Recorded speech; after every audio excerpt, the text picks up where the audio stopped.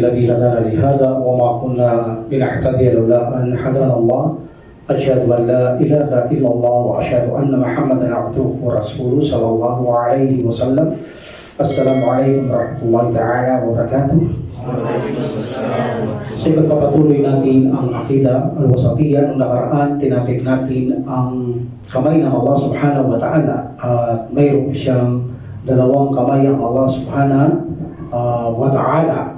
At ang kamay na ito ay hindi ito kagandahang loob o hindi ito pabor, because sabi ng Allah Subhanahu wa Ta'ala, lilikha ko si Adam sa pamamagitan ng aking dalawang kamay. So meaning dalawang favor o kagandahang loob, hindi pwede yun. At ang sinabi at ang isa, sabi lang power. So isa lang ang kahulugan ng power. Hindi pwedeng ililikha ko siya sa aking dalawang power o kapangyarihan. Isa lang ang meaning ng power. That's why hindi pwedeng power o favor ang kamay ng Allah Subhanahu wa Ta'ala. At especially makikita natin sa mga hadith na kung saan mayroong daliri na sinabi ng Prophet sallallahu alaihi wasallam. So meron din siyang palad. Meron din palad ng Allah Subhanahu wa Ta'ala. So meron din siya, binubuhan niya rin ang mga kamay. So may palad siya, meron siyang kanan, may finger. So hindi ubra ito sa favor o kapangyarihan. So malinaw na ito ay mga kamay ng Allah Subhanahu wa Ta'ala. Ito ay naparehong kanan at huwag natin isipin na bahagi ito ng kanyang mga, like for example, kung may katawan ng Allah Subhanahu wa Ta'ala, hindi ito bahagi ng kanyang katawan, even na ang kanyang mukha, even ang kanyang mata. At nakaraan ay pinaksana rin natin ang mata ng Allah Subhanahu wa Ta'ala na mayroon siyang dalawang mata. Base sa sinabi ng Prophet sallallahu alaihi wasallam, si Dajjal ay mayroong isang mata. Meaning sabi niya, si Dajjal is awara mean one blind eye. At ang aking Panginoon ay hindi isang mata. So sabi ng mga sahaba, they consider this two eyes katulad ng pangunawa natin, dahil alam natin karaniwan ng mata ay dalawa lamang. So hindi na nila tinanong ang Prophet sallallahu alaihi wasallam because they know that Allah Subhanahu wa Ta'ala mayroon siyang dalawang mata. At hindi na rin ipinaliwanag ng Prophet sallallahu alaihi wasallam kung tatlo o apat, dahil alam natin na dalawa lang ang matang pangkaraniwan na alam natin. So hindi na sila nagtanong at hindi na rin nagpaliwanag ang Prophet sallallahu alaihi wasallam, dahil kung Allah Subhanahu wa Ta'ala ay higit na maraming mata, higit itong kapuri-puri, ngunit kailangan itong ipaliwanag ng Propeta Muhammad sallallahu alaihi wasallam na hindi katulad ng bilang natin ng mata ng Allah Subhanahu wa Ta'ala. So meaning ang pagkatahimik ng mga sahabat, pagkatahimik ng Prophet sallallahu alaihi wasallam at pagkatahimik ng Allah Subhanahu wa Ta'ala sa bagay na hindi niya na-reveal, ang bagay na ito na tatlong kanyang mata o apat, sapagkat alam natin pangkaraniwan, dalawa ang ating alam na mga mata. So majority Ahlus Sunnah wal Jama'ah, ang mata ng Allah Subhanahu wa Ta'ala ay dalawa. Ang mata ng Allah Subhanahu wa Ta'ala. So ipagpatuloy natin ang ayat. Wa qawluhu wa hamalnahu ala dati alwahin wa durus tajri bi a'yunina jazaan limakana kufira. Wa qawluhu wa alqaitu alayka mahabbatan minni litusna'a ala aini. So sabi ng Allah Subhanahu wa Ta'ala, at aming sinakay siya o sila sa isang barko o arko na gawa sa makapal na tablang kahoy at pako na naglayag sa ibabaw ng tubig sa ilalim ng aming mga mata. Sabi ng Allah Subhanahu wa Ta'ala, bilang isang gantimpala sa kanya na kanilang itinakwil. Meaning ang tinutukoy dito isinakay sa arko panahon ito ni Noah alayhi salam. So sinakay niya sa mga barko ang taong nakinig sa kanya, naniwala sa Allah Subhanahu wa Ta'ala at inilayag sa dagat o tubig nung pinalaki ng Allah Subhanahu wa Ta'ala mula sa ulan, at ito ay nakalayag habang ito ay nakamasid ng Allah Subhanahu wa Ta'ala, meaning pinangangalagaan niya ang arko na ito, tinitignan niya ang arko na ito, meaning nagwawatch ang Allah Subhanahu wa Ta'ala habang ito ay nakalayag sa tubig na malaking tubig. Okay? So in this ayah, sinabi ng Allah Subhanahu wa Ta'ala, ang arkong ito ay gawa sa kahoy. Gawa ito sa kahoy ang arko at gawa sa pako. Okay? So dito, ang barko na ito, ginawa ni Noah alayhi salam sa mataas na bundok. Hindi niya ginawa ito sa patag. Nangunguha siya ng kahoy sa mataas na bundok, gumagawa siya ng pako doon sa pamamagitan ng mga kahoy din. Mga kahoy na pako, ginagawa niya at mga tali. Doon niya ginagawa yun. Malaki sinuwa, malaki ang tao nung kaya niya magpasan ng malaking mga kahoy. So doon niya inassemble ito sapagkat alam na utos ito ng Allah subhanahu wa ta'ala. Hindi nag-assemble na walang inuutos ang Allah subhanahu wa ta'ala. Meaning, abang ginagawa niya ito, hindi alam ito ni Nuh alayhi salam. Ginagawa niya ito sa pamamagitan ng utos ng Allah subhanahu wa ta'ala kung paano gagawang pako, kung paano niya tatali, kung paano niya lalagay ang kahoy, sa pamamagitan ng paggawa ng barko. Utos ito ng Allah subhanahu wa ta'ala. So sabi ng Allah subhanahu wa ta'ala, wa asna'il fulka bi a'yunina wa wahyina. Meaning, at iyong itinindig ang barko sa ibabaw sa aming paningin at sa pamamagitan ng aming inspirasyon. Meaning sa aking pagpapahayag sa iyo kung paano mo ginawa ang barko at saan mo gagawin ang barko. So sa taas itong bundok, dahil lalaki ang tubig, lalaki ang tubig, hanggang sa maabutan doon sa itaas ng bundok yung barko ni Nuh alayhi salam. So nung lumaki ang tubig, sinakay sila ng Allah subhanahu wa ta'ala, mga naniwala sa kanya, inilunod lahat ng mga hindi naniwala sa Allah subhanahu wa ta'ala, abang ang Allah subhanahu wa ta'ala ay tinitignan niya ito ayon sa kanya, mula sa kanyang mga mata ng Allah subhanahu wa ta'ala. So alhamdulillah, ito ay lumulutang habang tinitignan ng Allah subhanahu wa ta'ala ang barko na yari sa mga kahoy, matibay na kahoy, yari sa mga pakong kahoy, yari ito sa mga tali na tinali ang barko na ito ni Nuh alayhi salam sa pag-uutos ng Allah subhanahu wa ta'ala. So nang hindi na makapanaig itong si Nuh alayhi salam, ay nagsabi siya sa Allah subhanahu wa ta'ala, anni maglubun fantasir. Sabi niya sa Allah subhanahu wa ta'ala, ako ay kanilang nakapag-ibabawan ya Allah, meaning, kaya tulungan mo ako. So sa pamagitan nito, ang Allah subhanahu wa ta'ala nagsimula ng ilubog niya ang lugar ng panahon na yaon. Sabi ng Allah subhanahu wa ta'ala, fafatahna abawab as-samai bima'in munhamir wa fajjarnal arda uyuna. So sabi ng Allah subhanahu wa ta'ala, binuksan namin ang mga tarangkahan sa kalangitan at ang mga tubig ay bumuhos. Alam niyo ba ang tubig na bumuhos kay Nuh alayhi salam, hindi pangaraniwang ulan yun. Nanggaling yun sa Al-Kautar. Al-Kautar doon sa ilog sa Paraiso. Binuksan ng Allah subhanahu wa ta'ala ang mga heavens, al may pintuhan niya, doon niya ibinagsak ang tubig. Dahil kung ulan lamang, hindi uubra ang ulan na ilubog niya ang ganung kalaking lugar. No? Almost ilubog ng Allah subhanahu wa ta'ala napakalaking baha. Kasi ang ulan, kapag ito ay nakabuo na ng maraming tubig, hindi uubrang, hindi malaglag. Hindi siya makakabuo ng malaking tubig dahil malalaglag siya. That's why Allah subhanahu wa ta'ala, ginawa niya, binuksan niya ang langit at nagbuhos siya ng tubig mula sa Al-Kautar. Sa pinagmulan ng Al-Kautar, hanggang gusto ng Allah subhanahu wa ta'ala, umuulan, bumubuhos ang tubig at binigyan niya ng mga tubig ang mga batis at ang tubig sa kalupaan at ang tubig sa kalangitan o sa itaas ay pinagsama ng Allah subhanahu wa ta'ala hanggang sa finally ilubog ng Allah subhanahu wa ta'ala ang lugar at ang barko ang nakasakay doon ay nakalutang habang tinitignan ng Allah subhanahu wa ta'ala. So meaning, mayroon mata habang tinitignan ko sa ilalim ng aking mga mata, meaning pinangangalagaan kita, tinitignan kita, hindi ko kayo pababayaan. So binabantayan sila ng Allah subhanahu wa ta'ala sa pamamagitan ng kanyang mga mata. Alhamdulillah. So maliwanag na ang Allah subhanahu wa ta'ala ay mayroong mata. Like for example, fa'innaka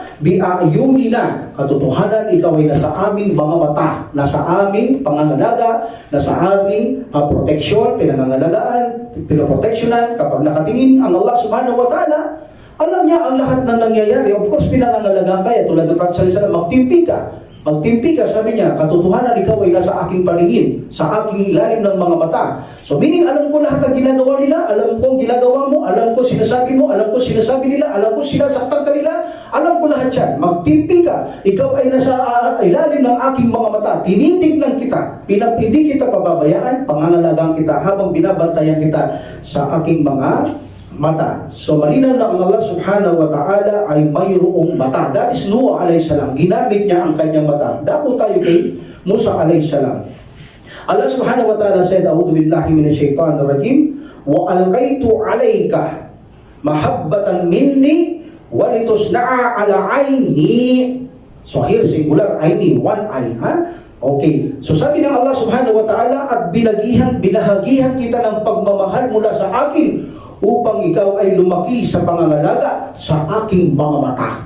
Meaning, tinitignan din siya ng Allah subhanahu wa ta'ala upang lumaki siya at pangalagaan niya si Musa alayhis salam sa pamamagitan ng paggamit ng mata ng Allah subhanahu wa ta'ala. Binabantayan niya si Musa alayhis salam. Alhamdulillah. So, ang pagmamahal na ito, sabi ng Allah subhanahu wa ta'ala, binahagian kita ng pagmamahal. Actually, mayroon itong dalawang uri. Unang-una, mahal ka ng Allah subhanahu wa ta'ala. Binahagian ka ng pagmamahal like Musa alayhis salam, like the Prophet alayhis salam and the rest. Pag sinabi ng Allah subhanahu wa ta'ala, binahagian kita ng pagmamahal, mahal kita. So meaning, mahal ka ng Allah subhanahu wa ta'ala, hindi kanya pababayaan. Kapag minahal ka ng Allah subhanahu wa ta'ala, po-protection ng kanya, pangangalagaan kanya. At number 2 meaning nito, kapag minahal ka ng Allah subhanahu wa ta'ala, pamamahal ka rin niya sa mga tao. Kapag mahal ka ng Allah subhanahu wa ta'ala, according to Ibn Abbas radiyallahu anhu ng sahabat, kapag mahal ka ng Allah subhanahu wa ta'ala dahil sumusunod ka sa kanya, pamamahal ka niya sa tao. Anong ibig sabihin? Alam niyo mga kapatid ko sa pananampalataya, kapag sumusunod tayo sa Islam, sa utos ng Allah, of course magiging matuwid kang tao. Magiging matuwid kang tao. Dahil tumusunod ka sa tamang utos ng Allah subhanahu wa ta'ala. At ang mga tao, hahanga sila sa iyo. Hindi sila magagalit. Kahit na mayroong naghihimuto, may nag-iinagbis, alam nila matuwid ka.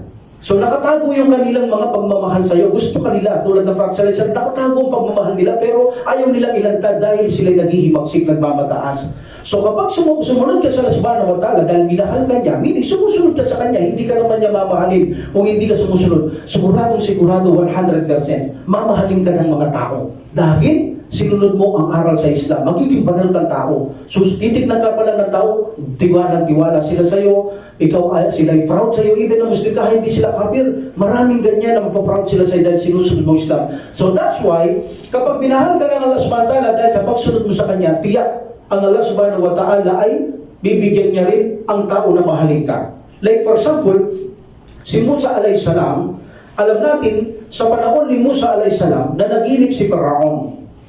At ang panaginip niya, ibinigay niya sa mga husay niyang interpretasyon, nag-i-interpret, at sabi nila, ito na ang panahon na darating na ang propeta na kung saan ang siyang magiging sagabal sa buhay mo. Siya ang magiging balakid sa buhay mo, meaning magtatapos sa kaharian mo. So anong dapat gawin? So sinabi nila, ipapatay mo lahat ng mga batang mga lalaking sanggol. Pabayaan mabuhay ang mga babae, patayin lahat ang mga sanggol na lalaki. So iyon ay pinagawa ni Faraon at pinapatay niya lahat ang mga lalaki. Ngunit tingnan mo ang Allah subhanahu wa ta'ala. Dahil minahal niya si Musa, sabi niya, binigyan kita pagmamahal, mamahalin ka rin ng mga tao. Ito pala, wala pang ginagawa si Musa dito. Nagawa rin ng Allah subhanahu wa ta'ala, mahalin na siya ng tao. Wala pa siyang ginawa. Bata pa rito, sanggol pa siya. Ipinaanod ng kanyang ina. Inilagay sa box, ipinaanod ng kanyang ina. Wala pang ginagawang mabuti. Pero kaya ng Allah subhanahu wa ta'ala maglagay sa dibdib ng tao na mahalin ka. Hindi ka pa gumagawa. Paano pa kung gumagawa sa pagsunod ng Allah subhanahu wa ta'ala? That's why, ang sabi ng Allah subhanahu wa ta'ala, la takatuluhu asa, sabi asawa ni Firaun. Muslim ito. Isang pinakabanal na babae, ang asawa ng Firaun, ay hindi nagkasala. Ala wa alam, katulad ni Maria, hindi sila nagkasala ng mga babae. Tulad ng asawa ni Firaun, pinatay ito ni Firaun. Dahil ayaw tumalikod sa Islam, pinatay ito ni Firaun. Ang isang pagpatay sa kanya, pinagwatak-watak siya, binigyan sa tali at pinaghatak-hatak. Ang isa naman, binagsakan siya ng malaking bato habang ibinibilad siya sa mainit. Sabi ni Faraon, kapag hindi siya tumalikod, patayin niyo. So hindi ito tumalikod at nagduwa pa sa Allah subhanahu wa ta'ala na itayo siya ng bahay doon sa paraiso. So ito ay sinabi ng Allah subhanahu wa ta'ala sa banal na Quran. So sabi niya, nang makita niya ipinaano dito ng kanyang ina, si Musa alayhis salam, because yan ang order ng Allah subhanahu wa ta'ala, can you imagine pupunta ito kay Firaun? So ang nakakita rito, ang asawa ni Firaun, sabi ng Allah subhanahu wa ta'ala, na makita ito ni Firaun, ang asawa niya, sabi ng Allah subhanahu wa ta'ala, nireveal niya, sinabi niya, la takatuluhu asaan yanfa'ana aw tattakiduhu walad. Huwag mo siyang patayin, sabi niya. Huwag mo siyang patayin. There's a possibility na kay Firaun. Huwag mo siyang patayin, sabi niya. Baka sakaling magbigay ito ng pakinabang sa atin o ampunin natin. So kita mo, minahal agad siya ng asawa ni Firaun. Ang batang ito wala pang ginagawa. At ganun din naman si Firaun. Hindi niya pinatay. Alam niya dapat patayin ang mga lalaki, ngunit hindi nila pinatay. Nagawa nila itong ampunin. Allahu Akbar. So meaning, dahil mahal siya ng Allah subhanahu wa ta'ala, hindi siya pinabayaan ng Allah subhanahu wa ta'ala at palalakihin siya sa pamamagitan sa ilalim ng kanyang mga mata. Tinitignan siya ng Allah subhanahu wa ta'ala. So nung ipaanod ang bata, ginawa ng Allah subhanahu wa ta'ala dali doon. So tinitignan siya ng Allah subhanahu wa ta'ala sa kanyang mga mata until finally makarating sa bahay ni Faraon. Mayroong ilog doon sa bahay ni Faraon sa kanyang likuran. So nakita niya, at of course, dahil nakatingin ng Allah subhanahu wa ta'ala, nandun ang asawa niya, binigyan ng puso ng Allah subhanahu wa ta'ala ang babae ito na mahalin niya ang batang ito. Dahil ang Allah subhanahu wa ta'ala, ibig sabihin kapag sinabi niyang tinitignan kita sa aking lalim ng mata, hindi kita pababayaan. Poproteksyonan kita. Pangangalagaan kita. Yan ang ibig sabihin. That's why, hindi ito pinatay. So, itong taong ito, na asawa ni Faraon, na kung saan ay nagsuggest na huwag niyang patayin, baka maging kapinapan sa kanila, huwag mong patayin, o kaya ampunin natin. So, minahal nila. Inampun nila, instead na patayin lahat, subhanallah, napagawa ito ng Allah subhanahu wa ta'ala na mahalin nila ito, walang imposible sa Allah subhanahu wa ta'ala. At ang ilan nito, nangako ang Allah subhanahu wa ta'ala sa kanyang ina, na si ina ni Musa alayhis salam, na ianod niya ito. Ianod niya. Dahil pinapatay mga bata, ilagay niya sa box, ipaanod niya. Of course, kung hindi malakas ang iman ng ina ni Musa alayhis salam, hindi niya gagawin yun. Dahil kahit hindi sinasadyang mahulog yung bata, hindi gagawin ng ina, yung pa kayang ipaanod mo siya. Pero nangako ang Allah subhanahu wa ta'ala, ibabalik niya sa kanya. Ngunit isesave niya lang si Musa dahil pinapatay ang mga lalaki. So dito, nang ito ay padediin na, kumuha sila ng mga babae dahil sa ito kailangan dumede, no? Wala namang nagtitindang gatas noon na mga nakalata, wala namang ganun. Kaya bumili ni Faraon ng ganun. So ang kaya nila kumuha ng mga ina na nagpapadede na mayroong gatas. Ngunit ang Allah subhanahu wa ta'ala ay nagtakda na rito, وَحَرَّمْنَا عَلَيْهِ الْمَرَادِعَ مِنْ قَبْلِ. At sabi ng Allah subhanahu wa ta'ala, itinakda niya kay Musa alayhis salam na tumangging sumuso. Meaning hindi siya sususo. Kahit kanino maliban sa kanyang ina. So that's why hindi siya sumususo. So nangangamba itong asawa na Faraon na mamamatay. So sabi niya, mamamatay ang batang ito, hindi sumususo ang batang ito. Dahil itinakda ng Allah subhanahu wa ta'ala, hindi siya sususo kahit kanino. So dito, dumating dito ang isang kapatid niya, no? Kapatid niya ang dumating dito ni Musa alayhis salam. At sinabi niya, nais mo ba na ituro ko sa inyo ang sambahayang makapagpapasuso sa kanya? Ano sabi niya? Hal adullukum ala ahli baitin yakfulunahu lakum wa hum lahu nasihun. So sabi niya, nais mo ba na ituro ko sa inyo ang isang sambahayan na magpapasuso at makapangalaga sa batang yan? Sabi ng kapatid ni Musa, pinapunta dito doon yun, nangalay niya, dahil revelasyon yun. Pagkaanong ni Musa, ikaw utos ng Allah subhanahu wa ta'ala, pumunta ka kay Faraon. At pagkatapos sabihin mo ito. So sinabi niya ang pinasasabi ng Allah subhanahu wa ta'ala. So sabi nila, siyempre, of course, sinong papasuso mga ngalaga dito? So sabi niya, sumama kayo sa akin.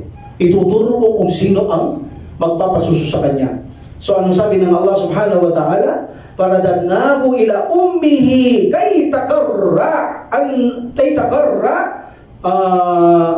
aynuha wala tahzan.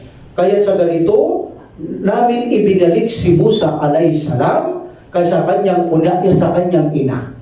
Binalik si Musa sa kanyang ina upang ang kanyang ina ay mapanatag at huwag siyang malumpay. Pangako ito ng Allah subhanahu wa ta'ala, ibabalik ko siya sa iyo. Gusto ko lang siyang hindi patayin. Sumunod ka sa order ko, lagay mo sa doon, ipaanod mo, dadali ko siya doon, bibigyan ko ng pagmamahal ang puso nila, pagkatapos papuntan mo ang anak mo doon, hindi siya sususo kahit kanino, mangangamba silang mamamatay siya, sabihin mo, nais niyo bang ituro kung sambahayang magpapasusot mga ngalaga dyan? Sasabihin nila, oo, pumunta ka sa ina mo, pagkatapos sasama lang ina mo, ang ina mo kasama niyo buong pamilya niyo doon. Allahu Akbar! That is the plan of Allah subhanahu wa ta'ala. At ano sabi niya? Habang ako'y tinitingin kita sa aking mga mata. So meaning ang Allah subhanahu wa ta'ala ay mayroon itong mata. At kapag tinitingnan ka ng Allah subhanahu wa ta'ala, dalawang klase. Tinitingnan ng Allah subhanahu wa ta'ala, meaning pinangangalagaan ka niya, pinoproteksyonan, o may mata ng Allah subhanahu wa ta'ala, nakikita niya ang lahat ng kanyang mga nilikha. Pero kapag sinabi ng Allah subhanahu wa ta'ala, particularly, sinasabi niya mga to, magtimpi ka Muhammad, ikaw ay nasa pangalaga ng aking mga mata, at ikaw Musa, o ikaw Noah, meaning protection ito. Tinitignan ko kayo, mayroon akong mata, hindi ko kayo pababayaan, po-protectionan ko kayo. That's why, ang Allah subhanahu wa ta'ala ay mayroong mata. Dito ginamit singular. Sa kabila, plural. Walang problema dito. Walang problema dito. Kapag ito ay genitive case, ang singular, nagko-convince ito ng pangkahalahatan. Okay? At ang plural, hindi ito tatlo, kundi ito ay pinakamababa, dalawa. For the sake of argument, kung sasabihin nila ito ay plural, because the grammar is 3 ang pinakamababa, this is only ay word of majesty. Word of majesty na ginagamit ng Allah subhanahu wa ta'ala. Lilikha namin ang kalangitan, lilikha namin ang kalupaan. Di ba naglilikha? Isa lang, siya lang. Bakit niya sinasabing lilikha namin, ginawa namin? That is a word majesty, salitang makahari. Yan ay salitang makahari ng Allah subhanahu wa ta'ala na kanyang ginagawa.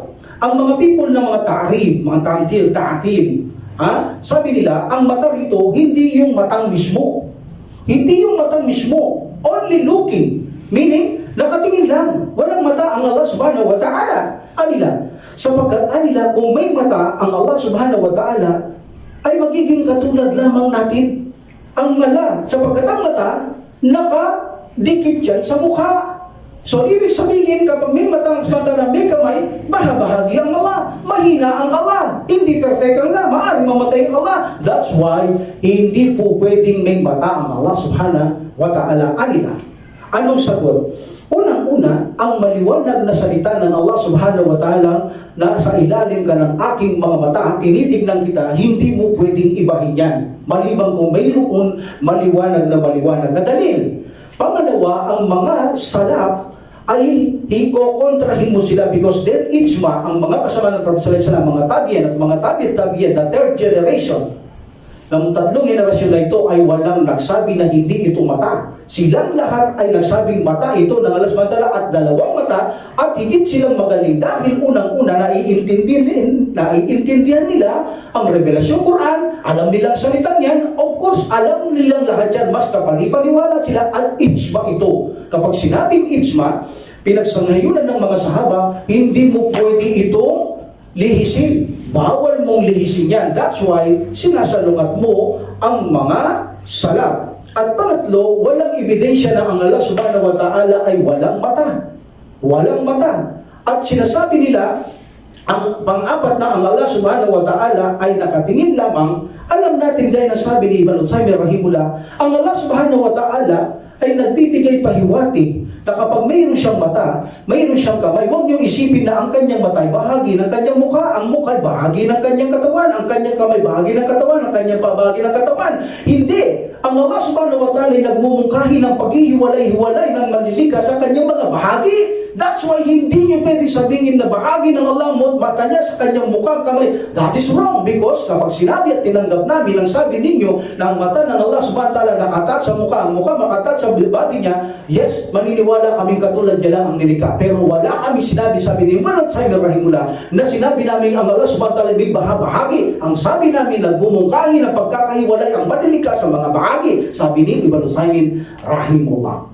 So, meaning, hindi uubra ang mga syubuhat ng mga ito sapagkat matagal na nilang panahon ayaw paniwalaan na may kamay ang Allah subhanahu wa ta'ala, may mata, may pandinig.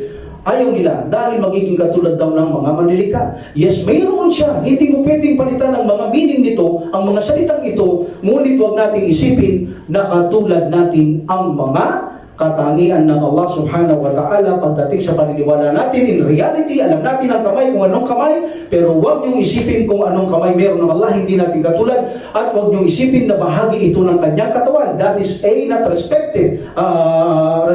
Kailangan respetuhin natin, huwag sabihin bahagi ito ng Allah subhanahu wa ta'ala. Lalo man meron siya, pandinig, paningin, mukha, paa, kamay, huwag natin isipin katulad ng Allah subhanahu wa ta'ala ang mayroon man tayo. Yes, in reality, alam natin ang kahulugan. But in attributes, we don't know. Sapagkat kung sasabihin natin, ang isang bagay, alam natin ang reality, sasakyan. But we don't know in the essence kapag sinabi mong bro, pwede ko bang itanong kung ano ang maaaring engine nito, itong sasakyan na ito? Sabihin ko sa iyo, alam kong sasakyan. That is the reality. Alam ko sasakyan, kamay. Alam kong kamay. Okay, alam kong mata, pandinig. Pero paano ko sasabihin yung engine yan na ibibigay, lalagay mo, hindi mo nakita yung sasakyan. Ganon din ang Allah subhanahu wa ta'ala, hindi mo nakita ang Allah subhanahu wa ta'ala, walang nakakita. Paano mo sasabihin ng kanyang kamay ganito? Especially walang revelasyon at wala siyang katulad. Pero kung sasabihin mo sa akin, ang sasakyan ko bro, Innova, anong engine? Alam ko dahil master ako sa ganyan. Po kung Allah subhanahu wa ta'ala, pag sinabi niya anong kamay niya, kung nakita ng Prophet sallallahu alaihi wasallam, sasabihin niya. Ngunit hindi nakita ng Prophet sallallahu alaihi wasallam, kaya hindi niya maaaring sabihin kung anong mayroong kamay ang Allah subhanahu wa ta'ala. At tiyak na walang katulad ang kamay ng Allah subhanahu wa ta'ala. At kahit sabihin niya ganitong korte ng kamay ko, hindi natin ito maiintindihan. Can you imagine? Ang Allah subhanahu wa ta'ala nilikha niyang paraiso, ang lahat ng dahon doon ay mga ginto. Nakakita ba kayo dito sa dunya na ang mga dahon ng puno ay ginto? Hindi nawawalan ng bunga magpakailan pa man? So wala. So ang Allah subhanahu wa ta'ala ginagawa niyang gano'n na walang katulad sa mundo. Iyon pa kaya ang Allah subhanahu wa ta'ala na hindi niya magawa ng wala siyang katulad, maging sa paraiso, maging sa impyerno, maging sa kalangitan, sa kalupaan, sa kalawakan, kahit saan. Wala kang may tutulad sa Allah subhanahu wa ta'ala. That's why, huwag na natin isipin kung anong mayroon, kamay, pandinig, paningin, mukha, ang Allah subhanahu wa ta'ala, mayroon siya in reality. Alam natin ang kahulugan ng kamay sa kamay, pero hindi natin ito katulad. Hindi natin kamukha ang kamay ng Allah subhanahu wa ta'ala at kanyang paningin. Alhamdulillah. Wa qawluhu. So tapos na tayo sa mata. Pumunta tayo sa pandinig at paningin. Of course, pag may mata, tumitingin. Hindi naman pwedeng ang Allah subhanahu wa ta'ala may mata lang na hindi siya tumitingin. Useless ang kanyang mga mata. At mayroong siyang pandinig, hindi siya nakikinig. Okay? So next, wa qawluhu qad sami'a Allahu qawla allati tujadiluka fi zawjiha wa tastaqi ila Allahi wallahu yasma'u tahawurakuma. Okay? Inna Allah sami'ul basir. So sabi na Allah subhanahu wa ta'ala, katotohanan si Allah ay nakaririnig ng pangungusap ng isang babae, meaning kay Prophet sallallahu alaihi wasallam, na nakipagtatalo sa iyo. Kay Prophet sallallahu alaihi wasallam, nakipagtatalo siya kay Prophet sallallahu alaihi wasallam. At siya ay nagsumamo sa Allah subhanahu wa ta'ala, at si Allah ay nakaririnig ng inyong usapan sapagkat si Allah ang ganap na nakaririnig, ang ganap na nakamamasid. Nakaririnig, nakamamasid, dalawang attributes ng Allah subhanahu wa ta'ala. So dito, ang babaeng ito na nakadispute ay si Khawla binti Talaba. Okay? Siya ang nakikipag-dispute kay Propeta Muhammad sallallahu alaihi wasallam dahil sa kanyang asawa. Ano ba naging problema nila? Itong asawa ng babaeng ito, minsan nakita niya ang kanyang asawa. So dahil maganda ito, nagsasala ito. So pagkatapos ng sala, niyaya ni Aus, si Aus ito okay? Si Aus bin As-Samit na makipagsiping. Ngunit ayaw ng babae. So sa galit ni Aus, sinabi niya, ikaw mula ngayon ay katulad ng likod ng aking ina. That is anong tawag doon? Dihar. This is haram. Hindi po pwede itong sabihin sa iyong asawa. Ang ibig sabihin ng dihar, ito ay irrevocable divorce. Ito ay irrevocable divorce. So meaning, hindi na kayo pwedeng magsama. In the time of Jahiliyyah, ganun sila. Kasi pag sinabi mong ikaw ay katulad ng likod ng aking ina, bawal mo na siyang sipingan. Itinuring mo siyang ina. In the time of Jahiliyyah, haram yun. Hindi na kayo pwedeng magsama. So, nang sila ay mag-usap, sabi niya, hindi na pwedeng sumipin sa iyo. Muslim na sila. Hindi pa nila alam ang batas. Sabi niya, sabi ko nang ikaw ay katulad ng likod ng aking ina. Di sabi niya, pupunta ako sa sugo, sabi niya. Sasabihin ko kung anong dapat gawin, sabi niya, ikaw ang ina ng aking mga anak, asawa mo ko. Sasabihin ko, pumunta siya doon. Nagtanong siya kay Prophet sallallahu alaihi wasallam. Sa tungkol sa bagay nito, so walang sagot ang Prophet Muhammad sallallahu alaihi wasallam. At ang babae nagpupumilit, sagutin siya ng Prophet sallallahu alaihi wasallam kung magsasama ba sila o hindi. Naririnig niya na ni Aisha radhiyallahu anha nasa kabila. So sabi ng Allah subhanahu wa ta'ala, pabalik-balik ang babae ito. Pabalik-balik, babalik-babalik, napipikon na ang Prophet sallallahu alaihi wasallam, namumula na ang kanyang mukha. Sabi niya, hindi naman ako pinadala sa inyo ng Allah bilang ako ang bumawak ng inyong buhay mag-asawa. So dapat hindi mo ginawa niyan, mali ginawa mo. Sabi niya, alam niyo naman, mali yan. So nagagalit na Prophet sallallahu alaihi wasallam, si Aisha, sabi niya, napipigo na rin ako. Nakikita ko ng Prophet sallallahu alaihi wasallam, pulang-pulang mata niya, parang minsan baka may dumarating revelasyon. Nakahadlangan siya, kaya nagagalit ang Prophet Muhammad sallallahu alaihi wasallam. So finally, sabi niya, until manalangin siya sa Allah subhanahu wa ta'ala. At dito ay tinugon siya ng Allah subhanahu wa ta'ala at ibinagsak niya ang ayat sa Mujadila. Kung makikita niyo, chapter 58, verse 1-4, kung anong dapat gawin nila. Ang dapat gawin ng mga gumawa ng dihar or dalay, kung ano man katulad nito, like for example, ikaw ay tsahin ko, ikaw ay katulad ng aking inao, at ikaw ay ibang isang tsahin ko, na bawal ako makipag-shipping sa'yo, like that or the rest. Itong dihar na ito, ang unang, para magkaroon kayo ng muling pagsasama, ang kailangan mong gawin magpalaya ng alipin. Sabi ng Allah subhanahu wa ta'ala, chapter 58, verse 1-4 ang ayat. Sabi niya, magpalaya kayong alipin. Kung wala kayong alipin, mag-fasting kayong 2 months. Sunod-sunod yun, consecutive. Meaning, hindi ka pwedeng mag-fast ng walang dahilan. Hindi ka naglakbay, hindi ka nagkasakit, tumigil ka sa araw, uulitin mo yun. Parang fasting yan, nakipagtali ka sa panahon ng fasting ang parusa. Or magpakain ka ng 60 katao. That is dihar. Anong sabi ng Allah subhanahu wa ta'ala? Narinig ko ang inyong pagtatalo. So maliwanag ng Allah subhanahu wa ta'ala, either na sabihin na sa atin, malayo tayo, siya napakalapit niya sa atin, naririnig niya, malinaw na naririnig niya ang kanyang mga lilikha.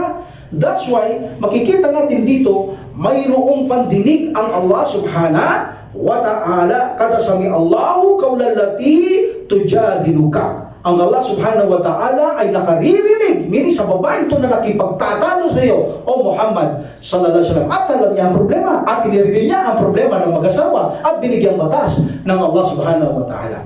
So maliwanag ang Allah subhanahu wa ta'ala ay mayroon siyang katangi ang nakaririnig ang Allah subhanahu wa ta'ala. Mayroon din siyang pandinig. So meaning, hindi ito katulad ng ating pandinig. At huwag natin isipin yung ating pandinig ay nakaatat sa ating mukha o ulo, ay huwag natin isipin na ganun din ang kaman ay Allah subhanahu wa ta'ala. Hindi natin pwedeng isipin ganong korte, ano ang hugis ng kanyang pandinig, at ito ay hindi bahagi ng kanyang mukha. Remember that. So alhamdulillah. So una, itong pandinig na ito ay nahahati ito sa tatlo. Okay? Ang pandinig ng Allah subhanahu wa ta'ala, sa kanya lang ito. Generally, may pandinig ang mga tao. Pero ang pandinig ng Allah subhanahu wa ta'ala, sa kanya lang ito. At mayroon itong tatlong hati ang pandinig ng Allah subhanahu wa ta'ala. Number 1, yung pag narinig ng Allah subhanahu wa ta'ala, nagbibigay siya ng banta. Nagbabanta ang Allah subhanahu wa ta'ala. Number 2, nagpapakita siya ng tulong o suporta. Naririnig niya, tapos tutulungan niya at susuporta niya. And number 3, naririnig niya ang lahat ng bagay. Unahin natin ang pagdinig ng Allah subhanahu wa ta'ala sa pagbibigay niya ng banta. Allah subhanahu wa ta'ala said, "A'udhu billahi minash shaitanir rajim. Ang yahsabuna anna la nasma'u sirrahum wa najawahum." Inaakala ba nila na hindi namin naririnig ang kanilang lihim at mga inililingid na usapan? Nagtrato yan. Trato sa'yo. Akala mo ba hindi kita naririnig? Parang gano'n pag sinabi mo sa anak mo, akala mo ba hindi kita naririnig? Naririnig kita. Trato yan. Meaning, binabalaan ka sa mga ginagawa mong pagsasalita. So ang Allah subhanahu wa ta'ala, even na nakalingid, even na nakatago, even na sikreto, even na private, naririnig ng Allah subhanahu wa ta'ala ang pinag-uusapan ng mga tao. So that is the treating ng Allah subhanahu wa ta'ala. Yung suporta. Naririnig ng Allah subhanahu wa ta'ala, tapos susuportahan niya kayo. Like for example, innani ma'akuma asma'a wa ara. Katotohanan ako'y kasama ninyo. Meaning, sa pamamagitan ng aking pandinig at paningin, kasama niyo ako. So dito tinutukoy ng Allah subhanahu wa ta'ala si Propeta Musa at Harun alayhimasalam. Sabi niya, kasama niyo ako sa pamamagitan ng aking paningin at pandinig. Huwag kayong matakot kay Faraon. Kasama niyo ako. Narinig ko kayo. Nakikita ko kayo. Sabi ng Allah subhanahu wa ta'ala. Meaning, in this situation, Huwag kayong matakot kay Firaun, tutulungan ko kayo. Naririnig ko kayo, naririnig kong sinasabi niyo sa kanila, naririnig ko si Firaun at sila kung ano sinasabi sa inyo. Kung sinasaktan kayo nila, alam namin dahil nakikita ko at naririnig ko yan. At ganito, huwag kayong, sabi ng Allah subhanahu wa ta'ala, huwag kayong matakot sa Firaun, kasama niyo ako, tinitignan ko kayo, may paningin ako, may pandinig ako. Naririnig ko lahat ng ginagawa ninyo. Don't worry, sabi ng Allah subhanahu wa ta'ala. So meaning, ang pandinig ng Allah subhanahu wa ta'ala ay isa ito sa tumutulong. Diba kapag tayo nananalangin tayo, anong response ng Allah subhanahu wa ta'ala? There are two meaning of hearing. Naririnig niya ang lahat ng bagay at response. Hearing means dinidinig kita o tinutugon kita. So meaning, naririnig ng Allah subhanahu wa ta'ala ang lahat ng mga nananalangin kahit sabay-sabay sa buong mundo. Naririnig niya lahat yan at nire-response niya ng isang beses lamang lahat ng mga nagdadasal o nagsasabi ng amin, tanggapin niyo ang aming panalangin. Yes, nire-respond ng Allah subhanahu wa ta'ala lahat na ng amin sa buong mundo. Kahit na sa ilalim ka tubig, ilalim ng lupa, sa nagdasal, naririnig ka ng Allah subhanahu wa ta'ala. At kapag ikaw ay tagilid sa isang sitwasyon, tulad ni Musa alayhis salam at si Harun alayhis salam kay Firaun, tutulungan ka. Naririnig ng Allah subhanahu wa ta'ala kung anong plano ni Firaun, anong gagawin ni Firaun, naririnig niya si Musa at si Harun alayhis salam, tutulungan kayo ng Allah subhanahu wa ta'ala. As for the encompass everything, meaning knowledge of Allah is encompass everything. Ang sabi ng Allah subhanahu wa ta'ala, kada sami Allahu qawlan lati tujadiluka fi zawjiha wa tashtaki ila Allah. Meaning yung babaeng nakipag-dispute, naririnig ito ng Allah subhanahu wa ta'ala. So in this situation, ipinakikita ng Allah subhanahu wa ta'ala na nakaririnig siya, tumutulong siya. Okay? Nakakarinig siya, nagtatrato siya, nagbababala siya. At lahat ng bagay, sabi ng Allah, naririnig ko. Either na ito ay sabihin natin huni ng ibon, ito man ay langoy ng mga isda sa mga tubig o mga dalampasigan, mga tunog, mga sigaw, mga echo, iyak, salita, sounds, etc. Kahit nakalabog ng dibdib, mga puso, tug-tug-tug-tug, naririnig yan lahat ng Allah subhanahu wa ta'ala.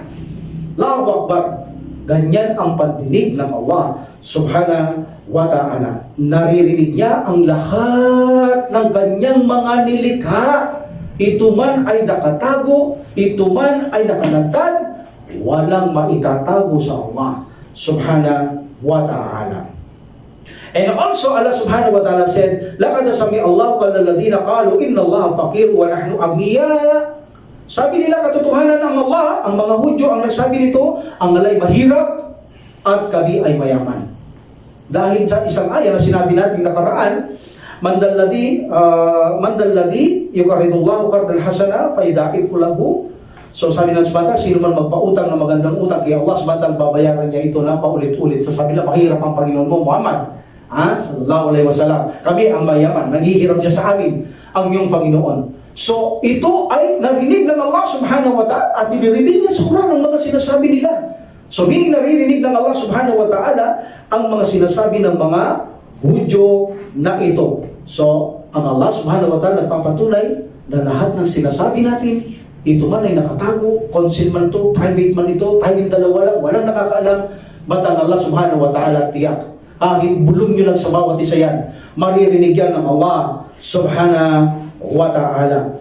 Wa qawluhu wa yahsabuna anna la yasma'u sirrahum wa najawahum bala wa rusuluna ladayhim yaktubun innani ma'akuma asma'u wa ara alam ya'lam bi anna Allah yara. So sabi ng Allah subhanahu wa ta'ala, o napag-aakala ba nila na hindi namin naririnig ang kanilang mga lihim? Yan. At kanilang mga ligid na usapan at pagsasagunian, naririnig, lihim, pag-uusapan, sanggunian, ligid man to, lihim man to. Tunay ang aming mga sugo na sa lipon nila ay nagtatala. Ako ay kasama ninyo dalawa. Sabi na sa isang aya, ako ay kasama ninyo dalawa sa pamamagitan ng aking pandinig at paningin. At sinabi pa ng isang aya, hindi ba ninyo nababatid na si Allah ay nakamasid ang Allah subhanahu wa ta'ala. So dito sabi ng Allah subhanahu wa ta'ala, inaakala ba nila na hindi naririnig ng Allah ang lihim at mga lingid na kanilang mga pag-uusap? Sir means secret. Okay? So meaning, itong sir na ito, mas matinding sikreto to. Walang nakakaalam. Kapag sinabing sikreto, tayong dalawa lang. Diba? Tayong dalawa lang. Sikreto lang to, brother. Amana lang to, like that. Tayong dalawa lang. Hindi pwede makaalam. That is a sikreto. In private, mas mainam ang private kaysa sa sikreto. Because private, nag-uusap tayo like ganito. Marami tayo. Private, nakatago, walang nakakalam. Like the Prophet ﷺ, may nakatago siya naggagawa in private 3 years dawa doon sa bahay na nakakam. Doon sa bahay. Pero alam nila yon. Private yun. So meaning, mas mainam ang private kaysa ng secret, dalawa lang tayo. Mas malala ang sikreto. So, kung ang sikreto, dalawa kayo, at private, lihim ito, nililingid nyo man, alam yan, sabi ng Subhanahu. Hindi nyo ba alam, naririnig ko ang lahat ng lingid at mga sinisikreto o nililingid o inililihim ninyo? Meaning, naririnig kong lahat yan, sabi ng Allah Subhanahu wa ta'ala. At ang isang taong sumisigaw na malayo, ang kanyang kausap, ito ay lantad, tinig din yan ng Allah Subhanahu wa ta'ala. So, ang mga tatlong bagay na ito, either secret, either private, either calling, naririnig lahat ng Allah Subhanahu wa ta'ala. Kaya sabi ng Allah Subhanahu wa ta'ala, yahsabuna anna la yasma'u sirrahum wa yajawahum. Inaakala ba lang hindi namin naririnig ang kanilang inililingid, ang kanilang mga inililingid na mga usapan? Anong sabi ng Allah Subhanahu wa ta'ala? Bala. Bala, sabi ng Allah Subhanahu wa ta'ala. Ito ay word na nagre-reply na kung saan hindi naririnig namin kayo o naririnig ko kayo. Yun ang ibig sabihin ng Allah Subhanahu wa ta'ala. وَرُسُلَنَا لَدَيْهِمْ يَكْتُبُونَ. At ang aming mga mensahero ay nasa lipol ninyo. Sinong tinutukoy dito ng Allah Subhanahu wa ta'ala na ang aming mga sugo ay kasama ninyo o mensahero? Yung mga malaika na nagsusulat. Habang nandoon sa inyo, mga malaika, naririnig din nila inuusapan ninyo, isinusulat nila lahat ang inyong mga sinasabi. So naririnig na ng Allah Subhanahu wa ta'ala, mayroon pa siyang tagapagsulat sa mga tao sa kanilang mga sinasabi. Kaya dito, brother, napakahalaga nito, no? Can you imagine, naririnig na tayo ng Allah Subhanahu wa ta'ala, nakikita ka pa, may nagsusulat ka pa? Hindi pa tayo dapat mag-ingat niyan? Dapat tayong mag-ingat sa ating pananalita because naririnig tayo ng Allah.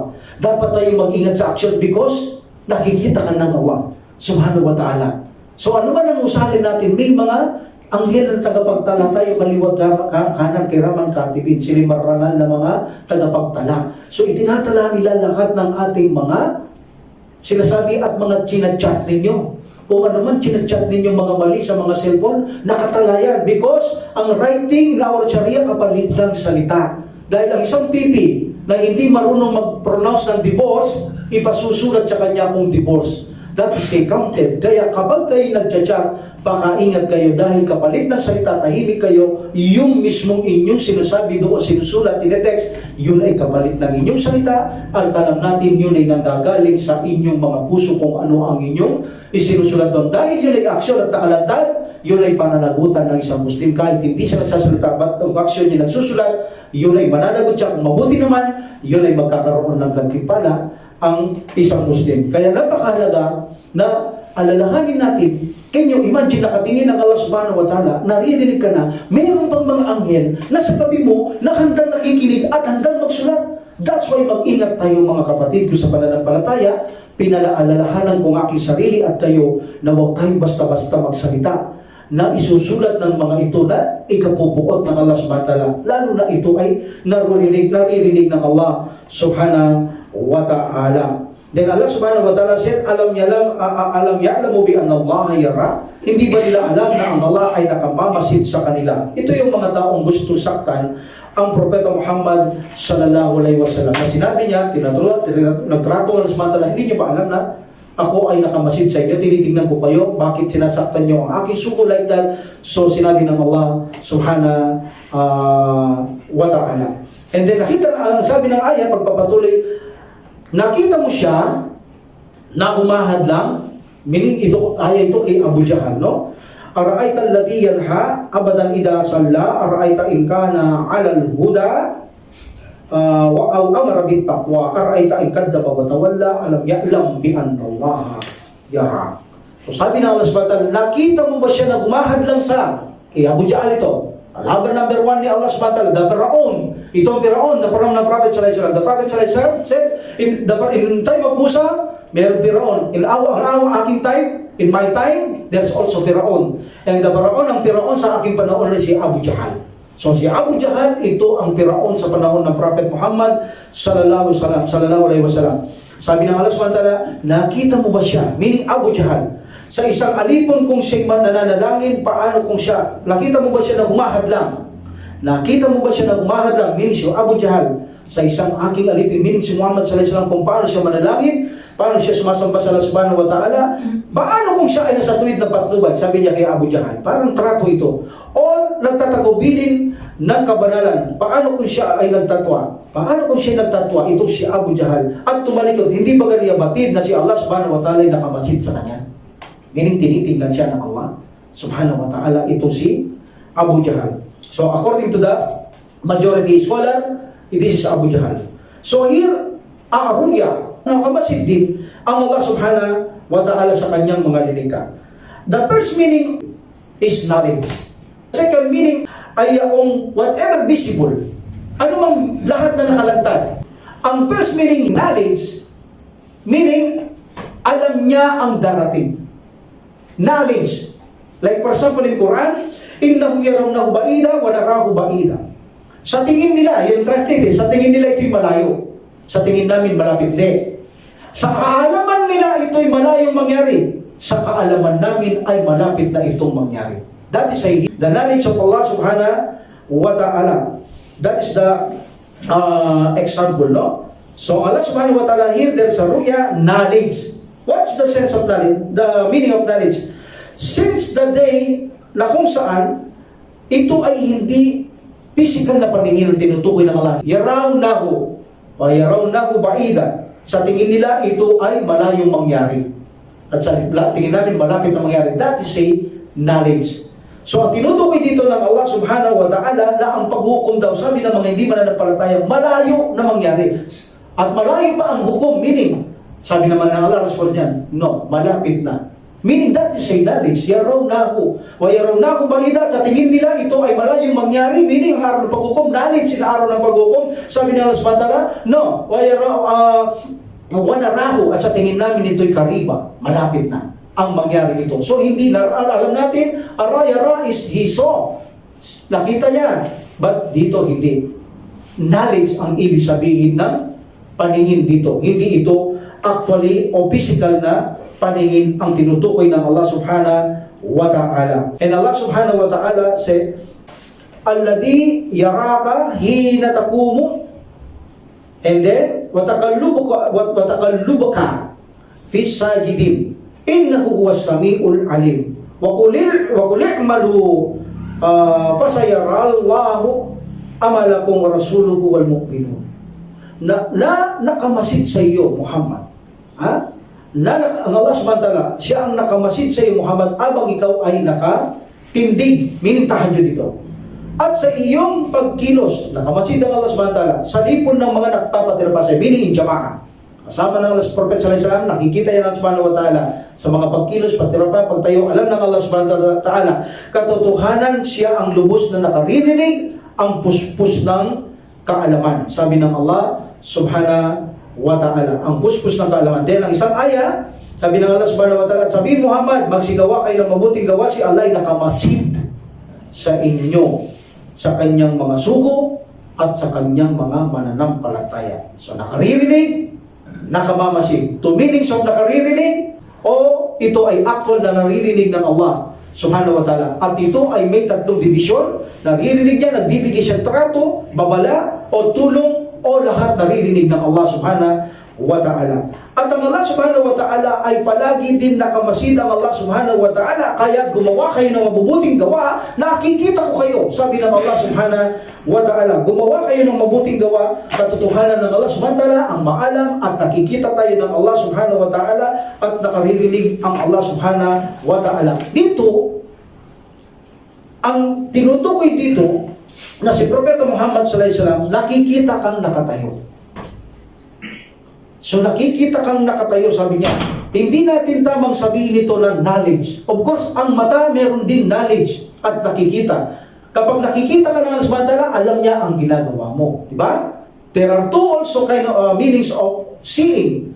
Nakikita niya lahat ng bagay, generally, pero meron din ito katulad ng hearing. Meron din itong treating, meron din itong encompass everything, at meron din siyang helping. Pareha sila ng hearing. So dito nakikita din ng Allah subhanahu wa ta'ala, meron din itong dalawang meaning. Meaning, nakikita ka ng Allah subhanahu wa ta'ala, yung anumang ang iyong ginagawa. Yung anong ginagawa mo, nakikita ng Allah subhanahu wa ta'ala ang iyong ginagawa. In this situation, meron din, meaning, nakikita ng Allah ang iyong ginagawa, meaning may knowledge siya. Lahat ng nakikita niya, of course, alam niya. That is the true meaning of seeing ng Allah. Kapag nakikita ka niya, alam niya ang iyong ginagawa. Kung anong ginagawa mo, mayroon siyang knowledge meaning. But in this situation, nakikita niya Prophet sallallahu alaihi wasallam na ikaw ay tumitindig, sasabihin mo bang knowledge pa ito? Hindi na. Yes, alam ng Allah subhanahu wa ta'ala na siya yung tumatayong tatahajud. But knowledge pa ba yung tinutukoy dito at seeing? Like, for example, nakikita ko, meaning natatahajud ka. Yes, nakikita yan ng Allah. But sasabihin mo ba connection dito ang knowledge? No. Why? Alam niya na kasi ng Allah subhanahu wa ta'ala gabi-gabi na siya nagtatahajud. That's why, hindi na connected ang knowledge dito sa kanyang paningin, kundi paningin lamang. Nakikita niya ang Prophet sallallahu alaihi wasallam. But actually, hindi humihiwalay talaga ang knowledge sa kanyang paningin. Kaya nakikita ka niya, alam niya lahat ang ginagawa, may knowledge sa bagay na yan, but kung paulit-ulit mo lang ginagawa yan, hindi na kasama ang knowledge, kundi seeing na lamang. Sabi niya, nakikita kita sa iyong pagtindig. Meaning, alam ko na dati yan na nagtatayo ka ng gabi-gabi, na alam ko na yan. So, hindi na attach ang knowledge dito. Sabi ni Ibn Sabi mula, hindi correct na ito'y nangahulugang knowledge, kundi correct ay nakikita lang siya ng Allah subhanahu wa ta'ala si Muhammad sallallahu alaihi wasallam kapag siya ay tumitindig sa kanyang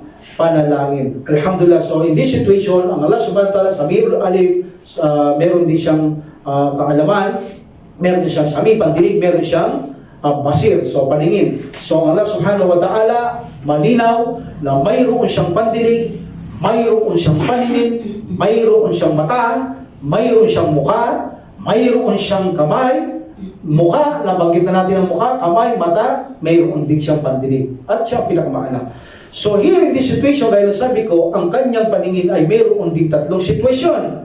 Nakikita niya, nagbibigay siya ng trato, dahil binalik siya niyan, nakikita niya ang tao na kailangan niyang tulong, bibigyan niya ng tulong, at nakikita niya ang lahat ng kanyang mga nilikha. Walang hindi nakikita ang Allah subhanahu wa ta'ala sa lahat ng kanyang mga nilikha. That's why sabi niya, وَقُلِعْ مَلُوا at magsagawa kayo ng kabutihan, pasatarawa, at ito'y nakikita ng inyong Panginoon. Nakikita ng Allah subhanahu wa ta'ala, amalukum wa rasuluhu wal mu'minun. No, hindi sabihin, gumawa kayo ng mabuting gawa, nakikita niya ang mabubuting gawa niyo, kayo man ay maging suko, kayo man ay mga Muslim na mananampalataya, magsigawa kayo ng mabuting gawa, sabi ng Allah. Alam ko lahat ang ginagawa niyo. Nakikita ko lahat ang ginagawa niyo. Meron akong knowledge, meaning nakikita at knowledge magkasama sa kanyang paningin ng Allah subhanahu wa ta'ala. Of course, kapag nakikita mo isang bagay, nagkakaroon ng knowledge. Hindi mo naman malalaman niya kung hindi mo nakita. Like example, sabi natin ng Allah subhanahu wa ta'ala, may kamay, dahil hindi natin nakita, may knowledge ba tayo? Pero kung nakita natin ang kamay ng Allah subhanahu wa ta'ala, hindi ba tayo magkakaroon ng knowledge? That's why ang paningin, nakikita mo at nagkakaroon ka ng knowledge. Okay? So, in this situation, mayroong pandinig ang Allah. The meaning of pandinig is response. Tumutugon. That is hearing. And number 2, naririnig niya ang lahat ng bagay. At mayroon ditong hati sa dalawang bagay. Nagbibigay siyang trato kapag may naririnig siya. Akala niyo ba, hindi ko kayo narinig ko kayo. Trato, treating. At number 2, magbibigay siya ng tulong sa mga taong gusto niya tulungan dahil naririnig. Inaapi ni Pharaoh, si Musa at si Harun alayhimassalam, tutulungan niya. And number 3, lahat naririnig ng Allah subhanahu wa ta'ala. Okay? And of course, meron din paningin ng Allah subhanahu wa ta'ala, the meaning of this knowledge. Kapag nakita mo, may knowledge ka. O kaya naman ay nakikita lahat ng Allah subhanahu wa ta'ala. At ang kanyang paningin na ito nakatirinig sa tatlo, treating, like in hearing, treating, and also tulong, and also nakikita ng Allah subhanahu wa ta'ala lahat ng kanyang nilikha. Can you imagine? Napakatindi ng mga sample ng Allah subhanahu wa ta'ala kung magbasa kayo ng Quran kung paano niya nakikita ang lahat ng bagay. Sabi niya, ang isang itim na langgam sa isang kailaliman ng bato, sa madilim na panahon, nakikita ko yan. Sabi ng Allah subhanahu wa ta'ala, Allahu Akbar.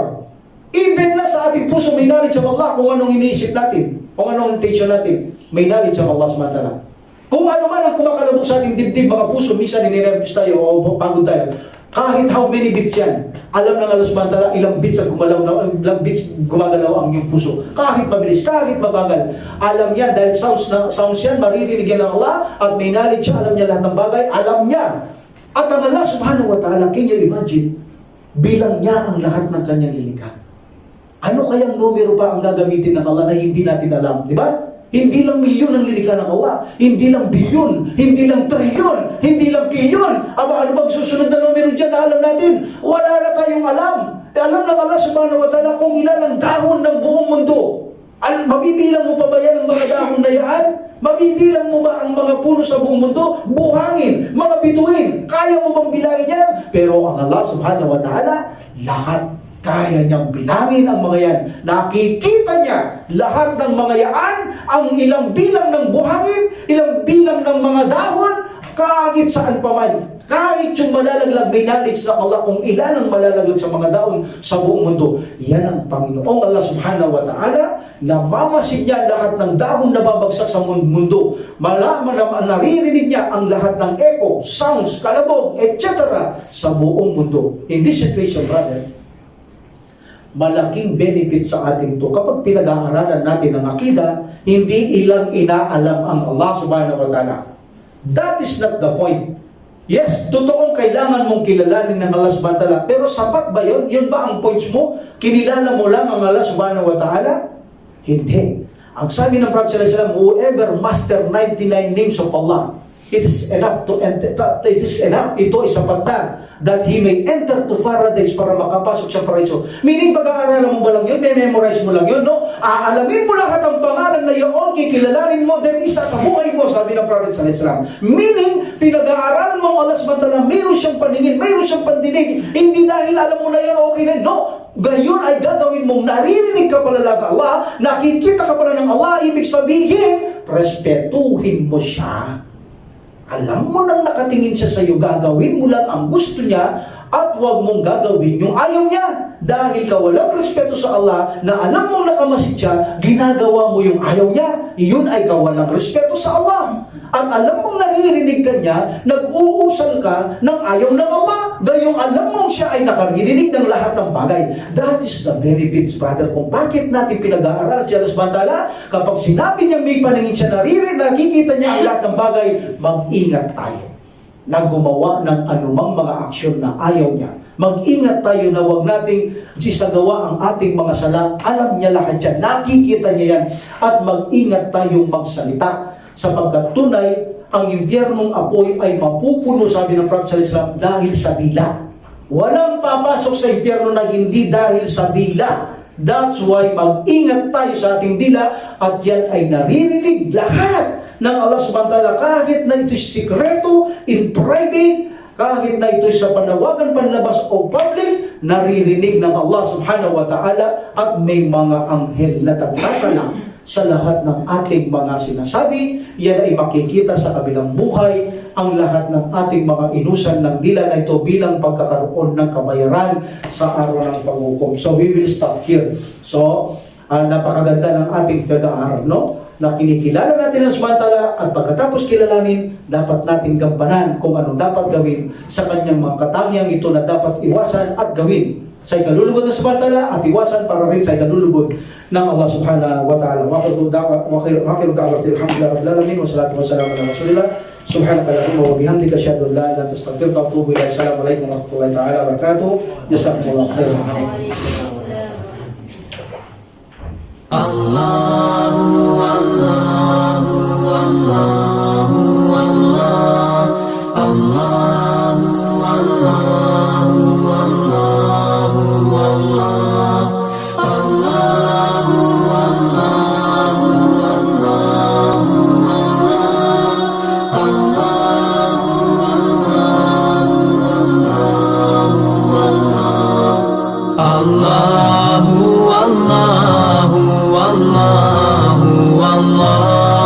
Allahu Allah